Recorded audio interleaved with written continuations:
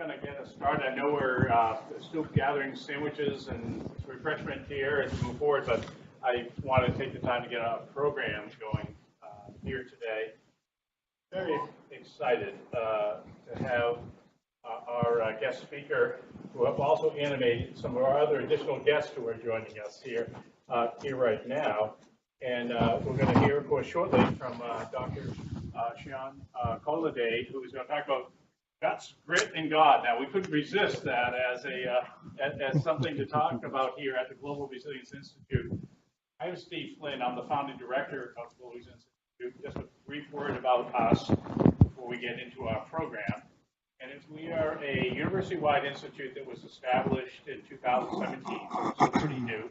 We have faculty members and researchers and students, undergrads through postdocs, involved with the work of the Global Resilience Institute from all 9 of our colleges. So from the College of Engineering, College of Science, College of Health Science, Business School, Law School, Social Sciences. It's a rich group of players because our conviction is that the discoveries that we need to solve some of the resilience imperatives of our time are going to come by breaking down those walls between disciplines and getting into the real world and applying those solutions.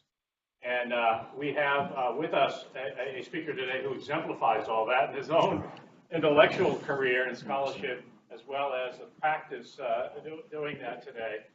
I also want to make brief mention of our guests who are with us. We're very fortunate to have with us Gus Newport and Pastor Damien Durr, who are coming to us. Gus is well known to us here in Boston. He's really one of the pioneering work that was done in the Roxbury-Dudley Street neighborhood, and that's what's actually animating Pastor Durr and his team to come here to look at that as a model for development in other places. Gus was also the mayor of Berkeley, California, for a number of years, and has come happily, is willing to come back to the East Coast once in a while, and we're so thrilled to have you here with us today, Gus. Pastor Damien Durr is, as I mentioned, is the executive director of the Friendship West Baptist Church of Dallas. I think the congregation is a little over 3,000 people. Mm-hmm. So by New England standards, that would be a city. And that's and their role is as much outward in engagement with the community as is inward in dealing with the spiritual needs of the community have. And so they are here in Boston today as a part of a national trip to look for some best practices. I suspect they'll very quickly be sharing with all the rest of us the best practices in terms of how this is done in Dallas with the church as a big a driver for all that. On to our guest speaker. So Dr. Kolade is a senior lecturer in strategic management at the Department of Strategic Management and Marketing at De Montfort University in Leicester, the United Kingdom. His background is as a PhD in civil engineering and in international development.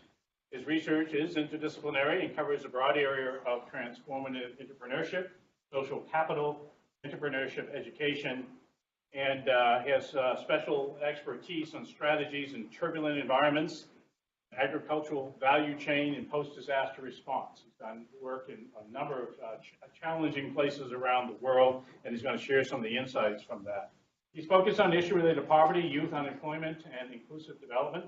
He's going to speak to us today about the role of spiritual capital, that set of personal, intangible, and transcendent resources that emanate from an individual's spiritual beliefs and experiences that may influence economic activity. Spiritual capital is of special interest in developing countries where there are greater institutions.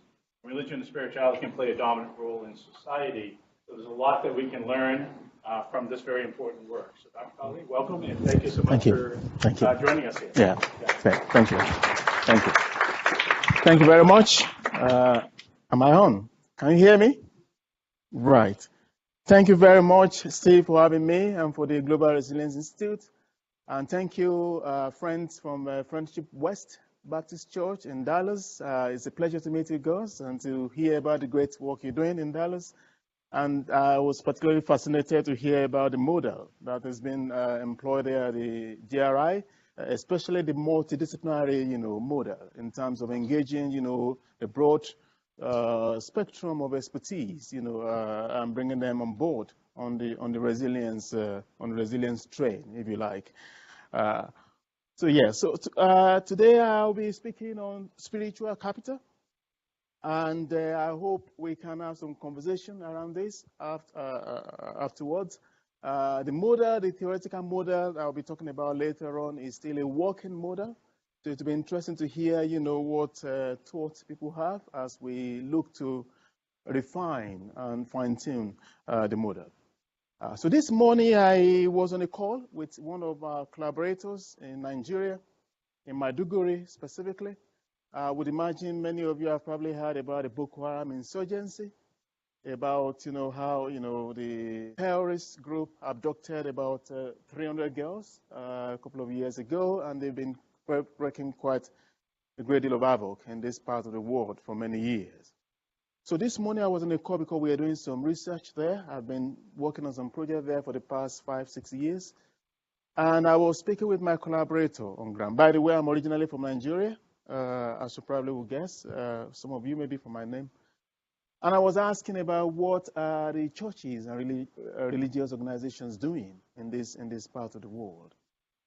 At the moment, we have about more than 3 million people have been displaced as a result of the insurgency, internally displaced to different parts of the country. And some of these have been taken up by different international organizations and multilateral agencies. But I was curious, and we were curious to find out what are religious organizations doing. And so one of the things my colleague was sharing with me this morning was about how some displaced people are actually put in families who host them, and churches and organizations are providing them with support in terms of startup capital to launch their own businesses, and they are providing training for some of these displaced people.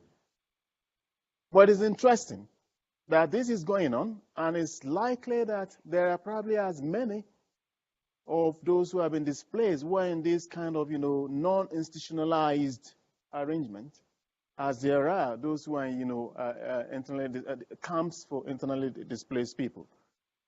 But it has not captured the interest of researchers, of scholars, of policymakers as such, or even some multilateral agencies. But this is happening. And what you see there actually is a system that is recreating institutions, that is transforming institutions, for example, in terms of provision of capital. So they don't have to rely on the kind of requirements that banks sometimes put on you, collateral and all of that. The churches are providing capital, startup capital for these families. They are putting them in households, so they're providing shelters for them. They are also providing training, so they are providing a great deal of human capital as well. But all of this is outside of the formal institutional process. And it is interesting that, a lot of people are not talking about them. And perhaps one of the reasons why people are not talking about them is because, these are being, run and spearheaded by religious organizations. And as scholars, I would probably imagine still will agree with me. We don't like to talk too much about, what religious organizations are doing. I mean, I don't know how things are in the US, when in the UK, we shy away from that. Because, spirituality is something that we tend to see as anachronistic, as something that is so passe, that you cannot, because it belongs to the realm of subjective experience, and you cannot really operationalize, you cannot measure, you cannot, research that objectively, as it were. And when we talk about spirituality, it invokes, notions of, animism, of, magic, of ecstasy, or spells, or those sort of things. And they're the sort of thing that we treat with, disdain, or we ignore, or we reckon they are not as important. But it is really the case, actually. So I pulled this quote from one of the researchers who has done a lot of work around spirituality. But indeed, actually, spirituality is a key part of what makes us to be human. It is.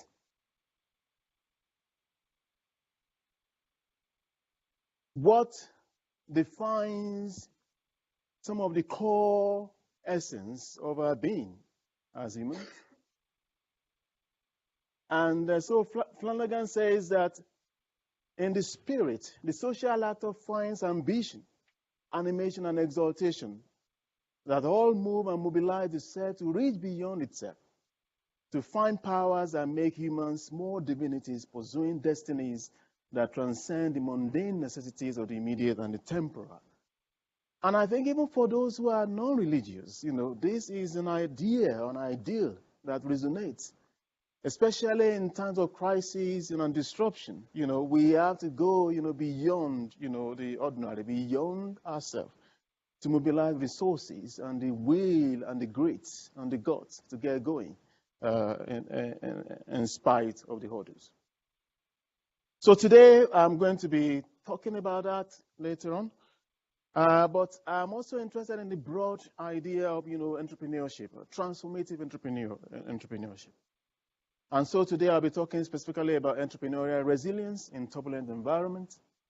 And we talk about some concepts, of course, around this, of entrepreneurship, of spiritual capital of turbulence itself, and resilience, of course, which is, something that is, we're familiar with, I would imagine. And then talk about entrepreneurship in turbulent environments and spiritual capital. What is the intersection between spiritual capital and the whole idea of SelfTranscendence? And how does spiritual capital then interact or relate with, entrepreneurial resilience? And I'll be talking about some of the work we've done and what we are planning to do next. Entrepreneurs face a lot of challenges.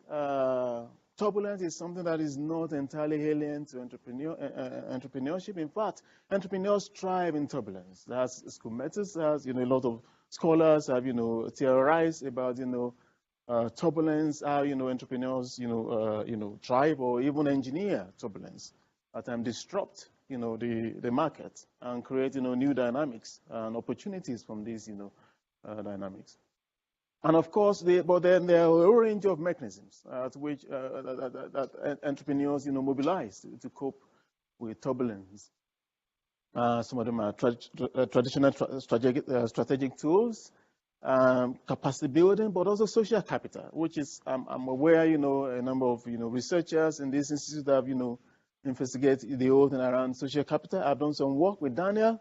By the way, who was the one that introduced me to GRI, is not able to be here today because he's out of town. We've done some work actually around social capital, and Daniel has done extensive work, on social capital and resilience, in different contexts. So, but beyond all this, there is also the thing about, the sheer will and grit to get going. And then, but about God. So what about God? Okay, so I put this in actually to invite, some discussion and conversation. But I'm not going to talk about God in the personal sense, but talking about spirituality in the broader and deeper sense, if you like. But a lot of these are actually captured in religious experience as well. As much as many of us may not share religious experience or we shy away from them, there's a great deal that is actually embedded within religious experiences.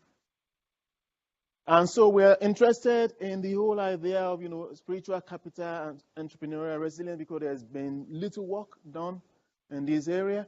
There's been a lot of work done on resilience, of course. There's been quite considerable work done on entrepreneurial resilience.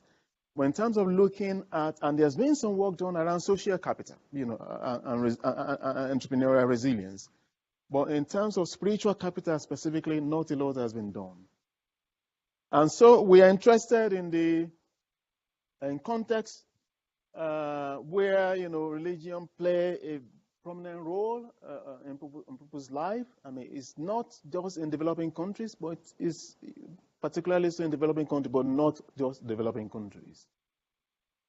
And so the empirical context for our study, which I'm going to talk about later on, is sub-Saharan Africa, and particularly Nigeria. Nigeria is the most populous country in Africa, about 200 million people. I'll come back to that later on. And there is a high incidence. There are high incidence of conflict, instability, and uncertainties, institutional weaknesses, and voids, that non-state actors are then stepping in, to bridge. and very difficult business environment as well. So I'll come back to that later on. Of course, entrepreneurship is about business, but it's not just about creating, commercial value. It's also about, creating social value as well. So you have, social enterprises, also come within this, broad canvas of entrepreneurship. And spiritual capital, the set of personal, intangible, and transcendent resources that emanate from people's belief, not just religious, but also spiritual beliefs and experiences. And of course, turbulence is about dynamic processes which, disrupt and create, differences and engenders uncertainties. And resilience, of course, is that adaptive capacity to overcome adversity, to mitigate or moderate stress, and to restore some equilibrium or create a new normal, if you like. Right. So, okay, entrepreneurship then in turbulent environments.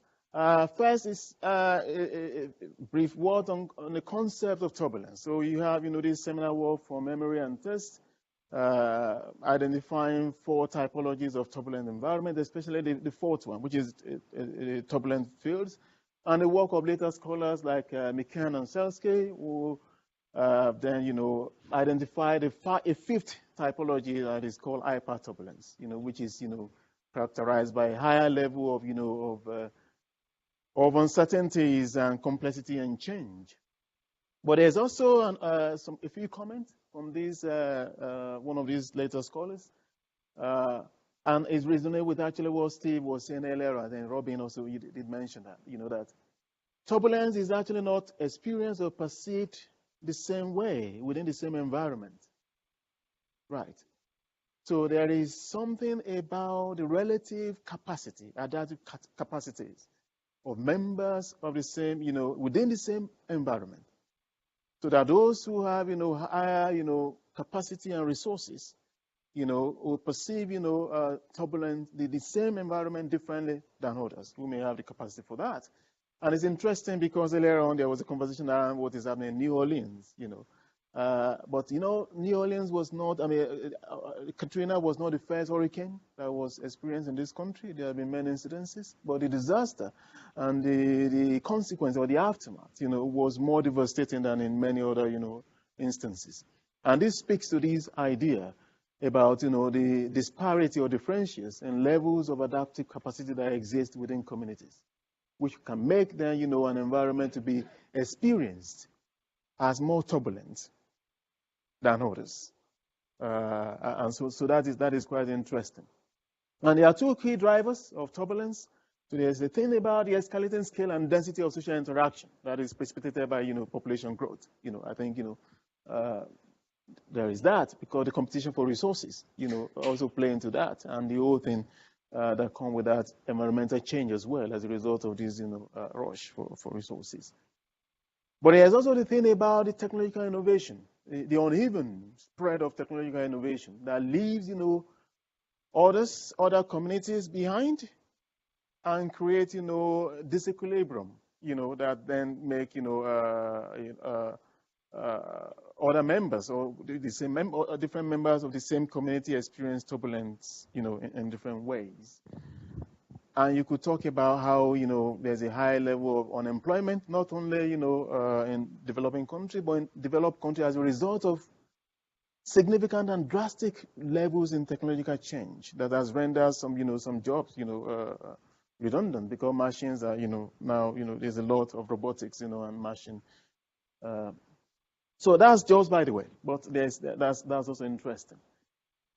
And so we then, want to talk more about the operational features of turbulent environment, especially in the kind of context that we're looking at.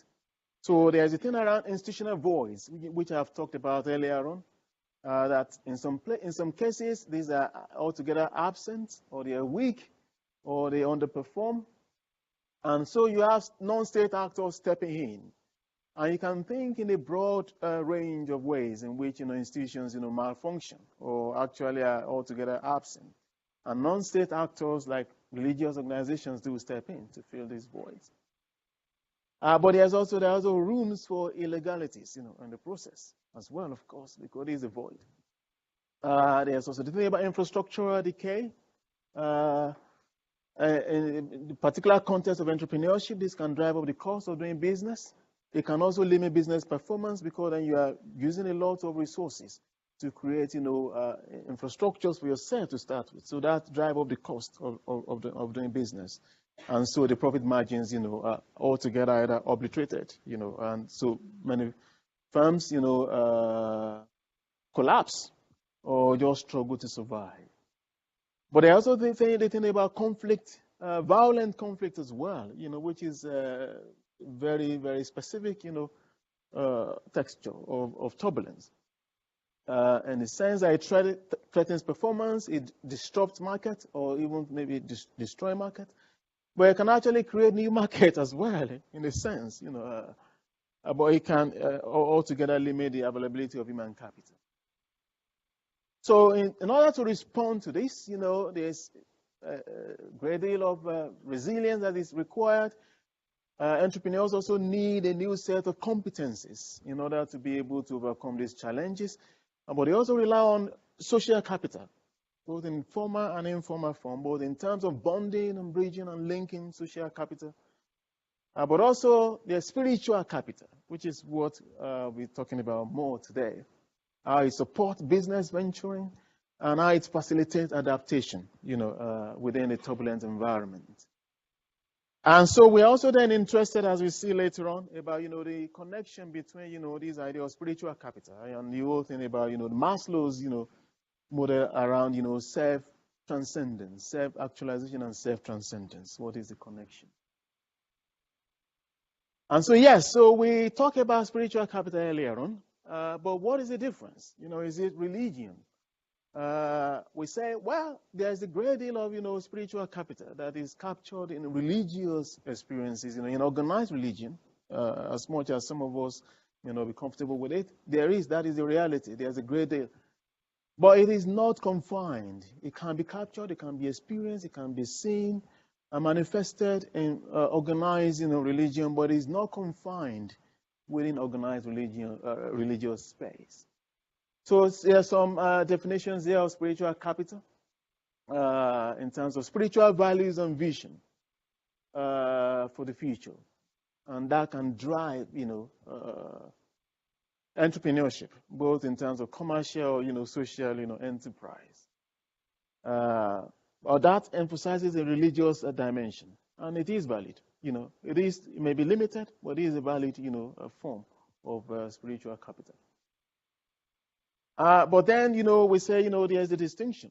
There may be an intersection, but there is a distinction between religious experience or religion and spiritual capital. It is transcendent, too transcendent to be confined to the space of, organized, institutions. But it also does incorporate, a broad range of traditional religious experiences, as well as other forms of non-religious spiritual experiences as well. Okay. So that is why, for the purpose of our study, we are adopting this, definition by this scholar, who defines spiritual capital as a set of personal, intangible, and transcendent resources that emanate from an individual's spiritual, religious beliefs and experiences and may be used in economic activity. So this encompasses both the religious, expressions or manifestations of spiritual capital, as well as in non-religious, but equally valid and valuable forms of spirituality.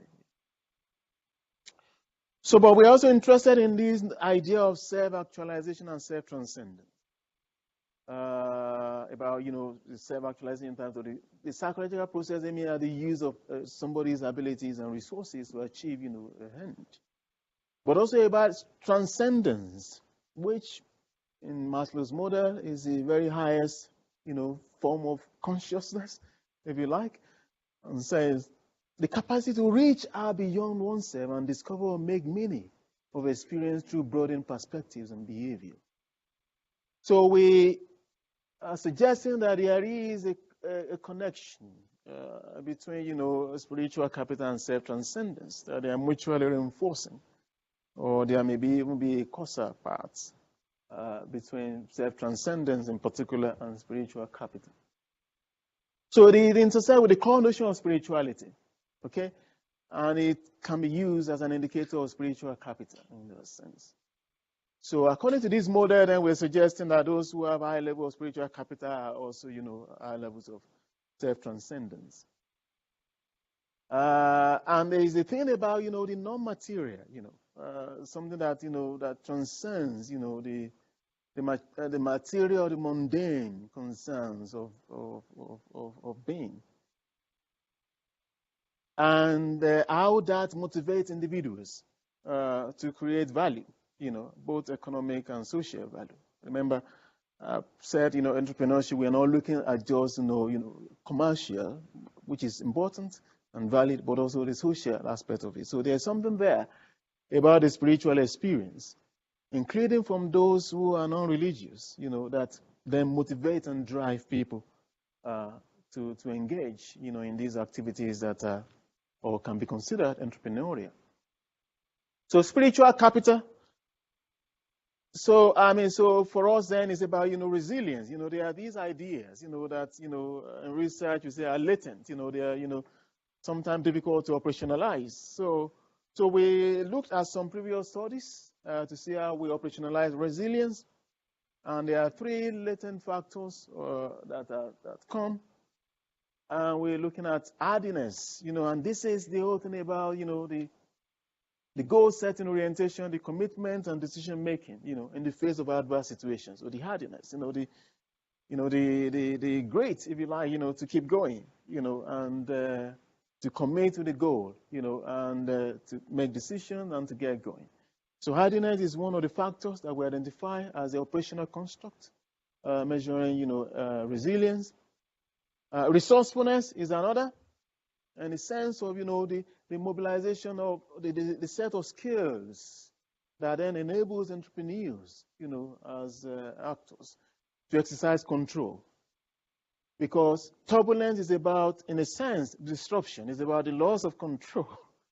And so we say resilience is also, captured in this resourcefulness, about, mobilizing new resources and skills. In order to be able to exercise control and navigate, way through, challenging and difficult situations. Also, there's the thing about optimism, which is about the attitude at the attitudinal level now, that drive entrepreneurs, to improve a situation beyond simply doing what is expected.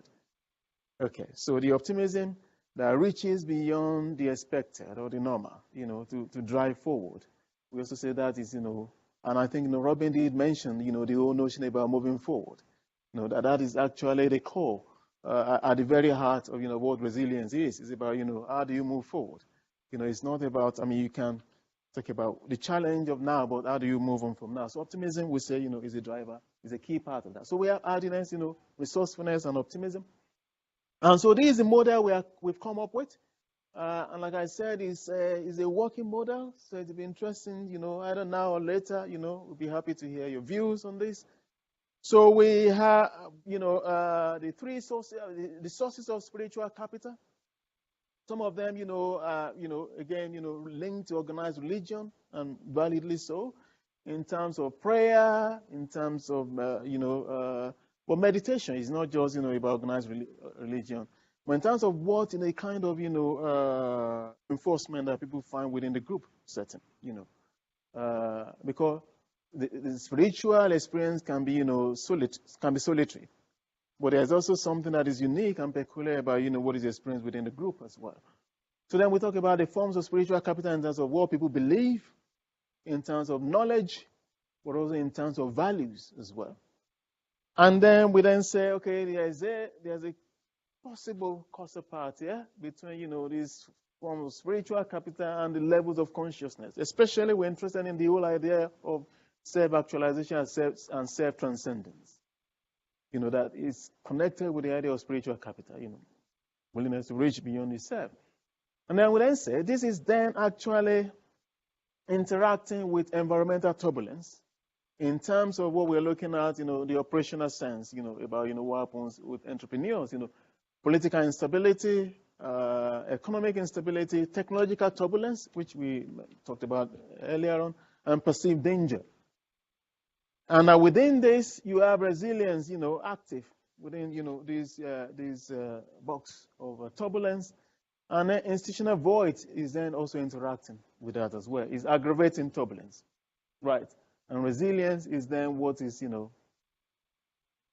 helping the individual to cope and then to move forward from that turbulence that is aggravated by institutional void. Okay. So our key propositions are that higher levels of spiritual capital are associated with higher levels of consciousness and motivation, especially in terms of what we call this SelfTranscendence. That those who have this high level of spiritual capital, because of their beliefs, because of their values, because of their knowledge, they're able to transcend the self. And about higher levels of spiritual capital are also causally related to higher entrepreneurial resilience through the mechanism of higher consciousness and motivation. So there is an integration there of this higher consciousness and then this resilience and then spiritual capital. We say those who have spiritual capital, because they are operating at a higher level of consciousness, they are resilient, they are hardy, they are gritty, they are optimistic, they are resourceful, they are more resourceful because they are reaching beyond the self, or all of that as well. And then, so our top proposition is that higher levels of entrepreneurial resilience are also associated with higher likelihood of firm survival in a turbulent business environment. So there's a sequence there. Now, in a turbulent environment, those who are resilient, of course, are able to move forward and survive and thrive, not just survive, but thrive as well. And finally, we see higher levels of entrepreneurial resilience are associated with higher propensity for innovation in a turbulent business environment, which is interesting. Because a lot of time, especially if we narrowly conceive of spirituality in the kind of mystic sense, there's a connection with a stoic acceptance of what is, a kind of a fatalistic, attitude. But we are suggesting that actually spirituality or spiritual capital can drive innovation for the very reason that it prepares individuals beyond the self, to transcend the self, and mobilize new resources, and therefore do things in new ways as well. So again, this is a theoretical model. We want to go to the field, to find data, to see what the data is saying. And we have just then started to do some of that, which is where I will finish my talk today. So we're beginning to look at some of these propositions, in the empirical context of Nigeria. Like I said, the population is about 200 million, the 7th largest in the world, if you don't know, and certainly the most populous country in Africa. In Nigeria, about 71% of the population were reported to be living in relative poverty, so that is quite very, very high. And the number of workers in vulnerable employment is about 80% of people in vulnerable employment. And as you can imagine, labor productivity is very low. So this is the empirical context. And small and medium-scale enterprises constitute more than 90% of businesses, in Nigeria. And so we are focusing mainly on SMEs because they are critical for a country's, goal of sustainable growth, of poverty reduction, and job creation. And some of these fairly dated, because sometimes data is quite recent, updated data is difficult to get by, but maybe more than this now, but about 17 million, enterprises, more than that, certainly by now, micro, small, medium, and scale enterprises are in Nigeria. So they're actually more than that now, I would say. And they contribute about 75% of employment and about 40% of the country's GDP. So that is interesting, they are important. So how are they coping in this turbulent environment? So in terms of institutional voids in Nigeria, you have, a situation where you have Nigeria is ranked about 144 out of, 180 countries in corruption perception index, the latest one available. And the regulatory framework is outdated. So again, this is speaking, so there's a connection there, this is speaking to institutions, if you want to register your business, you have to go through different hurdles, and then, to run the business itself, a lot of, regulatory, bottlenecks and barriers. So there's a high level of informality for the very reason that, the institutions are not fit for purpose. And so a lot of entrepreneurs are finding, better traction outside of the formal institutions. So actually creating new institutions for themselves in order to function and thrive. And the financial institutions also are not doing so great, especially with regard to SMEs. The level of access to capital, in Nigeria is one of the lowest in the world because of the model, that many of these financial institutions are operating. But there is also a thing about infrastructure, that if you want to run a business in Lagos specifically, you have to set up your own power, electric power supply. You have to set out your own security arrangement. You have to make arrangement for a whole range of things. So effectively, you are a state running within a state. So it is quite challenging. And more than 90% of Nigerian firms experience, persistent, regular, power outages. So that is quite a challenge. But then there's the thing about the terrorist insurgency as well. So that is also something that the country is grappling with, especially in the north, but not just in the north. Again, this has left millions of people displaced as of the last count, and tens of thousands dead, actually. But not only in terms of the human cost, but also the infrastructural cost. So the terrorist insurgency has also led to a lot of destruction of physical, capital, infrastructure.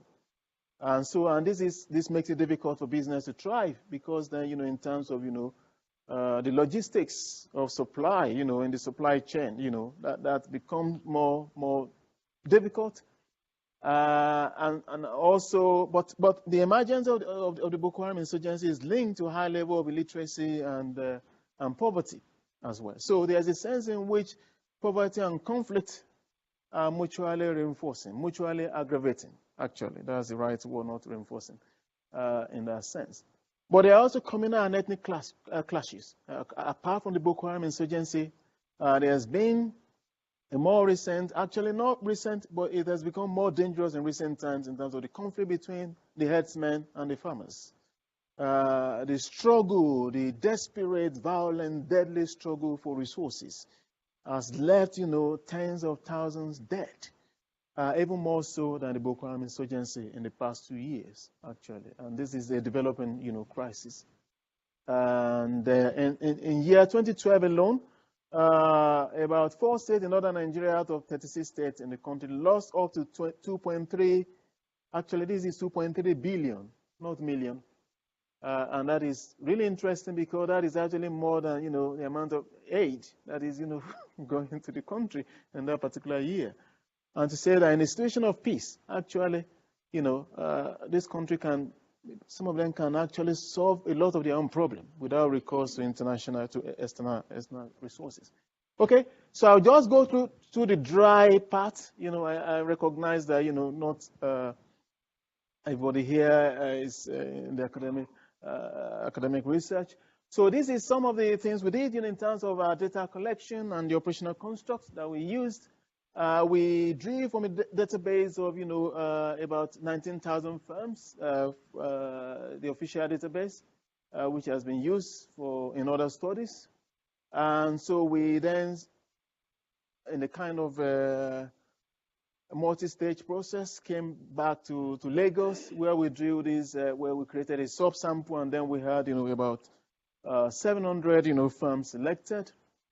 And so the main dependent variable we're looking at, of course, is entrepreneurial resilience, which I've talked about before. And then we're looking in terms of the predictors, social capital and spiritual capital.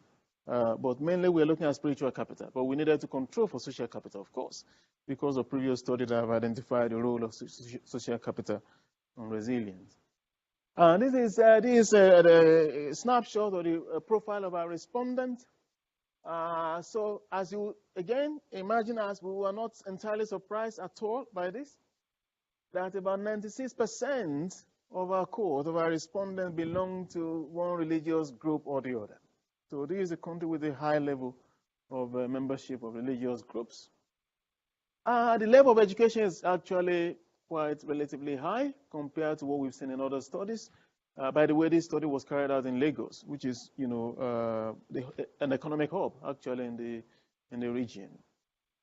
And so again, we were a bit surprised by the level of formality here. So about 65% of these, businesses are actually registered. Again, this is not entirely what we've seen in other studies. So this is quite high, but 35% informal is also quite high as well. So, and then majority of them, about 60% of our respondents are male, of course. Again, this reflects some of the pattern we've seen in other studies in terms of, the opportunity, for women entrepreneurs are sometimes limited, in the continent generally and in the country.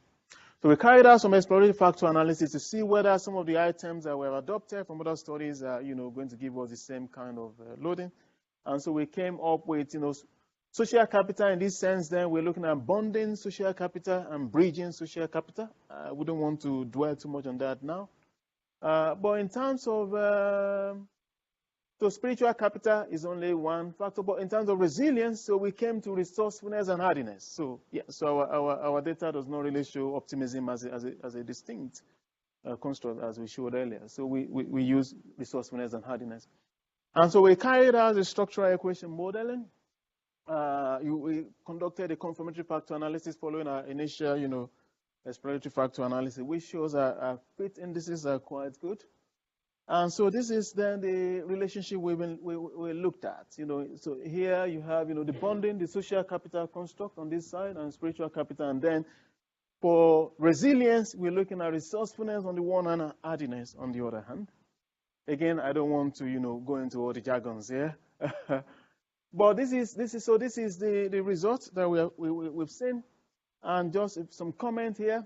So what we saw here is that spiritual capital and social capital are, quite connected. Again, that's not surprising.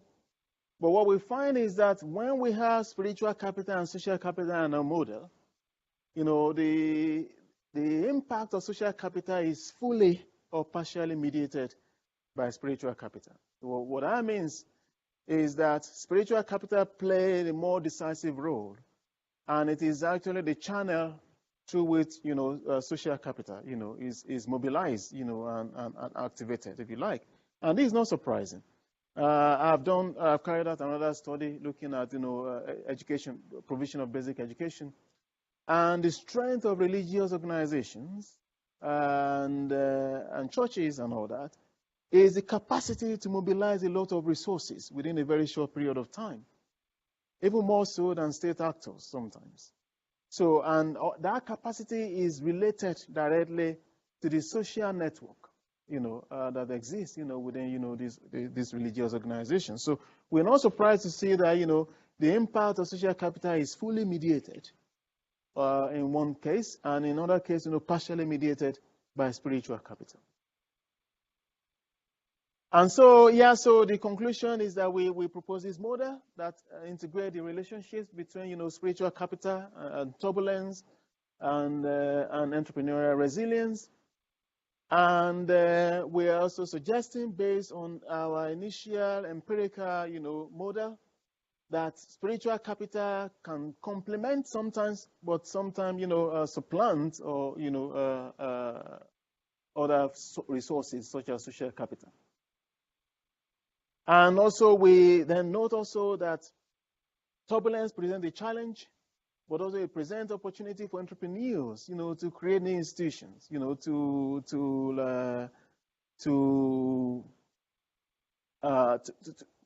use spiritual capital to transform as well institutions, as well as create new ones. And of course, model did show that spiritual capital has a very strong, significant impact on resilience. Right. Okay, so I just want to talk then for about 2 or 3 more minutes about some of the other projects that are related, because this particular project is the empirical study we've carried out and we're still working on is in the southwest of Nigeria, where you have a different, as we call it, there are different grades of gale, if you like. So there's a situation where you have a high level of infrastructural decay and political instability, but not too much of terrorist violence happening here in Lagos. But this particular study is then looking at northeast of Nigeria, which is the epicenter of the Boko Haram insurgency. And so the title of the project is picking up the pieces: social capital, human capital, and coping strategies of households displaced by Boko Haram insurgency in northeast Nigeria. And so we're looking at, interrogating, and challenging the traditional top-end approach to humanitarian action, which consists of people who are victims of disaster, and in this case, man-made disaster, as, helpless souls that need to be helped. Of course, there's a need for help. This is an humanitarian situation. There's a need for help. But we are challenging that, traditional narrative, of victims, of displaced people being cast as victims, but as actors, as social actors whose agency needs to be affirmed, who are in the midst of these, very difficult and challenging situations, are trying to actually mobilize resources within their own community to get up on their feet and move forward, as Robin would say. And how, humanitarian action then needs to be redesigned, around the agency of, of affected people, not just as recipients of AIDS, but as actors who have, agency and which needs to be, taken into account. And this image actually just came from the field this morning. I had it sent to me this morning from the field. Because we have, about 8 of our research assistants now right there in northeast Nigeria. In the middle of this insurgency, they are, interacting with these. They also live within these communities, by the way. So we are not putting them at risk, so they know their way. And the first image is speaking to the whole thing about, how this is a desperate situation, and people are sitting down there, almost like they are waiting for, some help, which you can understand. But the second image you can see is also within the camps for the displaced people. And these are actually displaced households themselves trying to create value. This is this guy this is an apparel business. This guy is making clothes to sell in the market. They are displaced, thousands or maybe hundreds of miles away from from their original, households. But in the camps, they are trying to create value, and they are trying, to use that to generate income and to rebuild their lives. And so we have, on June 12th, what we call the International Symposium on Forced Displacement, which we are looking to bring stakeholders together. We've been doing some work with the United Nations Office for Coordination of Humanitarian Affairs. And so to engage stakeholders on, what some of the findings we have from the field on this particular project is, and what are the new ways that stakeholders need to think about doing humanitarian action, not the other way, which has been top down. Let's go there, let's give them food, let's give them relief materials, and then you have to do it again the following year, and the year after that, and the year after that. So we want to engage the wider public as well as stakeholders engaged in humanitarian intervention on that. And also we have finally. We have what we call the first International Conference on African Entrepreneurship and Innovation, which is happening just the day after the symposium in Leicester, on 13th and 14th of June, 2019. So if you want to come along, you can come along. There's seat time. And so we have about 15 tracks that we're going to be looking at. And so the overall logic of the conference is that, there is this, idea, when you hear about Africa, the first thing that comes to mind will be, squalor, disease, wars, and all of that. And, there is this book that was written, more than 100 years ago now, called Heart of Darkness. And we're saying, that narrative, is misleading. that there are challenges, in the continent. There are problems of wars, and conflict and so on. But there are even more stories, of resilience, of ingenuity, of creativity. How, with limited access to resources, people are creating value. And so that, the next frontier of engagement with the continent cannot be this paternalistic, approach. So we are going there to come and help you. But a partnership. So we say paternalism must give way to partnership. And there's a lot that is happening in terms of entrepreneurship. And so we're looking at new models of entrepreneurial activities in the continent. And so we have people, from about 15 different countries that are going to be gathered in Leicester in June 13 and 14 to speak to these different, ways and different ideas about how, people in the continent, across the continent, are mobilizing, entrepreneurial resources and ingenuity to create value and to forge a new path of prosperity and growth and progress for the continent. So thank you very much. I just wish to acknowledge my collaborator with the National Center for Technology Management. He's a key collaborator in this research, and he has contributed to this presentation as well. So thank you very much for having me here. It is a pleasure to be here. Thank you.